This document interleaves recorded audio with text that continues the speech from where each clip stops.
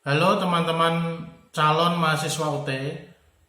Setelah teman-teman mengetahui jadwal kegiatan terkait dengan pendaftaran mahasiswa baru UT, maka langkah selanjutnya adalah teman-teman tentu harus melakukan yang namanya pendaftaran mahasiswa baru atau admisi maba, admisi mahasiswa baru.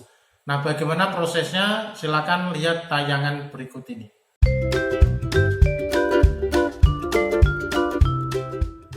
Oke teman-teman, ketika teman-teman akan melakukan proses pendaftaran mahasiswa baru UT atau melakukan admisi UT, tentu teman-teman harus mengakses website admisi-ut.ac.id/out/login. Nah, untuk melakukan admisi mahasiswa baru, teman-teman silakan klik pendaftaran calon mahasiswa.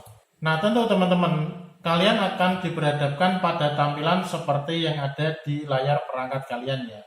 Nah, karena di sini saya mencontohkan untuk program diploma dan sarjana, maka pendaftaran calon mahasiswa ini tentu yang harus terklik hitam ini adalah diploma dan sarjana.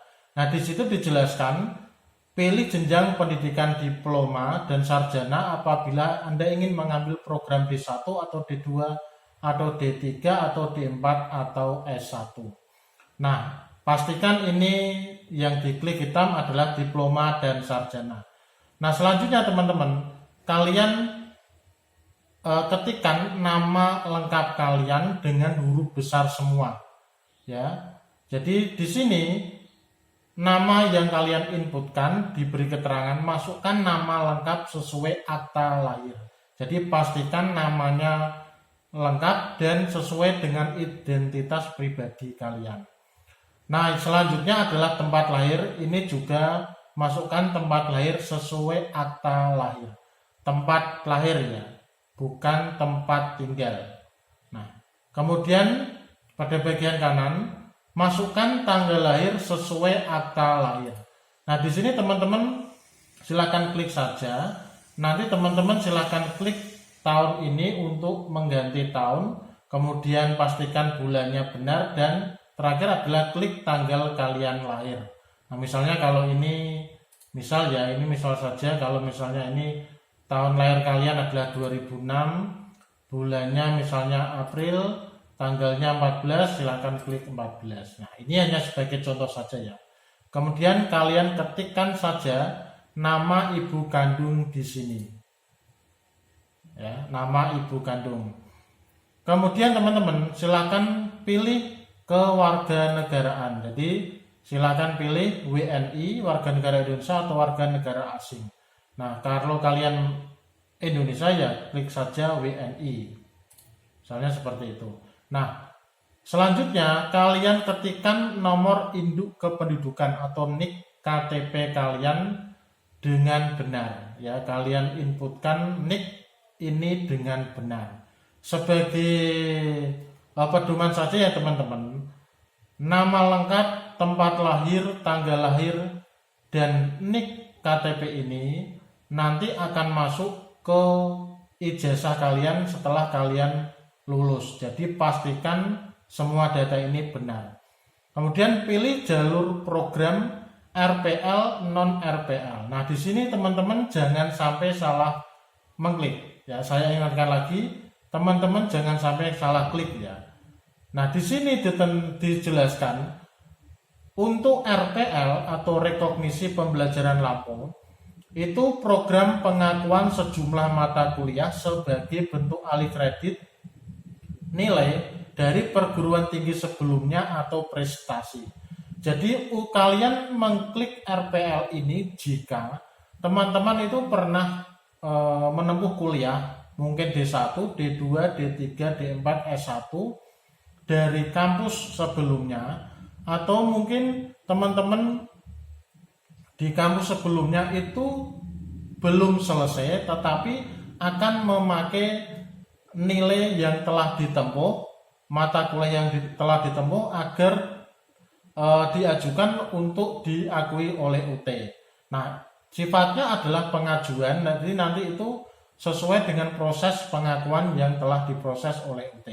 Jadi teman-teman yang akan melakukan RPL atau alih kredit mata kuliah, ya baik itu seperti yang dijelaskan di sini, yaitu pengakuan sejumlah mata kuliah sebagai bentuk alih kredit dari perguruan tinggi sebelumnya atau prestasi, teman-teman harus mengklik RPL. Tetapi jika teman-teman itu baru lulusan SLTA atau ingin menempuh pendidikan di UT mulai dari awal, meskipun kalian itu sudah pernah kuliah D1, D2, D3, D4 ataupun S1, tetapi kalian ingin menempuh pendidikan di UT mulai dari awal, maka kalian harus mengklik non-RPL. Jadi dijelaskan di sini bahwa non-RPL ini program penempuan seluruh mata kuliah kurikulum dari semester awal sampai akhir. Jadi mulai dari awal menempuh semua mata kuliah yang ada di UT. Untuk lulusan SLTA yang belum kuliah dimanapun. Ya, untuk lulusan SLTA yang belum kuliah dimanapun. Nah, seperti yang saya jelaskan sebelumnya, untuk lulusan SLTA artinya memakai ijazah SLTA. Kalau teman-teman itu sudah pernah kuliah sekalipun, tetapi ingin memakai ijazah SLTA, ya tetap memakai yang jalur non-RPL ini. Ya, jadi teman-teman nanti harus benar-benar memahami, jangan sampai salah. Saya ulangi lagi, untuk RPL ini adalah bagi kalian yang ingin mengambil program studi di UT, tetapi ingin memakai sejumlah mata kuliah yang pernah ditempuh di perguruan tinggi sebelumnya atau prestasi. Jadi mau mengajukan RPL atau alih kredit. Nah, kalian yang murni dari lulusan SLTA menempuh pendidikan di UT mulai dari awal harus klik non-RPL. Nah, kemudian teman-teman, kalau misalnya kalian klik non-RPL ini, di sini ada konfirmasi NIK Anda adalah, pastikan kembali bahwa NIK sudah sesuai dengan KTP. Klik ya sesuai. Jadi karena tadi saya belum input, hanya sebagai contoh saja, di sini belum tertulis. Klik ya sesuai. Karena saya di sini pilih non RPL ya. Ini untuk calon mahasiswa dikenakan biaya admisi 100.000. Nah, bagi teman-teman yang memang memilih jalur non RPL atau tidak melakukan alih kredit, maka biaya admisi adalah 100.000. Kemudian kalian klik menyetujui, kalian klik OK. Nah, misalnya saja teman-teman memilih RPL, nah di sini ada biaya yang berbeda, yaitu pengusulan RPL dikenakan biaya 300.000. Jadi untuk RPL atau alih kredit itu biayanya 300.000 dan biaya admisi 100.000. Jadi jumlahnya 400.000 di awal. Jika ajuan RPL calon mahasiswa tidak disetujui, maka biaya RPL tidak dapat dikembalikan. Kalian klik saya menyetujui dan OK. Nah, itu harus teman-teman pastikan benar ya. Kemudian teman-teman, untuk selanjutnya adalah kalian memilih jenjang pendidikan di UT. Nah, ini karena ketika saya membuat video ini pendaftarannya belum dimulai, maka tentu di sini keluarnya seperti ini, dan saya belum menginput data yang di atas karena ini hanya contoh saja ya. Kemudian teman-teman pilih program studi di UT. Nah, untuk program studi di UT ini kalian pilih sesuai dengan program studi yang kalian pilih di UT. Nah, tentu teman-teman harus mengetahui ya berbagai macam program studi yang ada di UT. Tentu fakultas-fakultasnya sendiri. Untuk program diploma dan sarjana itu ada 4 fakultas dan tiap fakultas ada program studinya masing-masing. Nah, kalian ketikkan saja nanti akan muncul, misalnya bisa saja kalian milih manajemen atau akuntansi atau agribisnis dan lain-lain.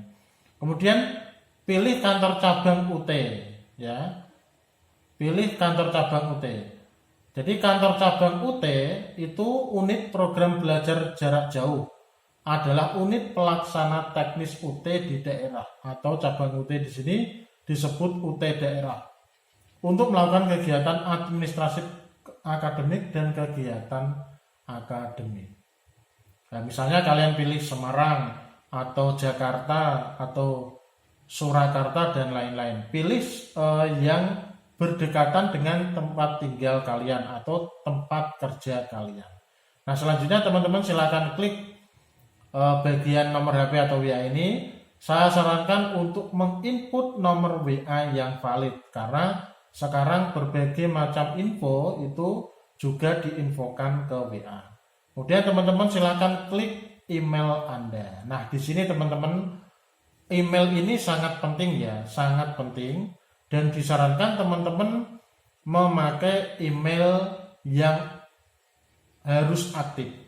Jadi email Anda harus aktif, bisa dibuka di HP, bisa dibuka di laptop atau PC misalnya. Jadi jangan sampai lupa. Kenapa demikian? Karena ketika email ini kalian ketikkan, nanti akan ada inbox email untuk verifikasi. Jadi kalau penulisan emailnya salah, tentu nanti tidak akan mendapatkan email verifikasi sehingga teman-teman belum bisa melanjutkan ke tahap berikutnya. Jadi silahkan masukkan email yang aktif yang Anda gunakan dengan benar. Kemudian silahkan kalian buat password, terserah kalian ya passwordnya, tapi disarankan kalian memakai huruf besar, huruf kecil, angka mungkin dan berbagai bentuk yang lain. Ya, silakan kalian buat password sendiri, juga ketikkan kembali di sini. Nah, ingat teman-teman, password ini itu bukan password email. Password terserah kalian untuk password login ke akun mahasiswa ini ya, untuk proses pendaftaran mahasiswa baru.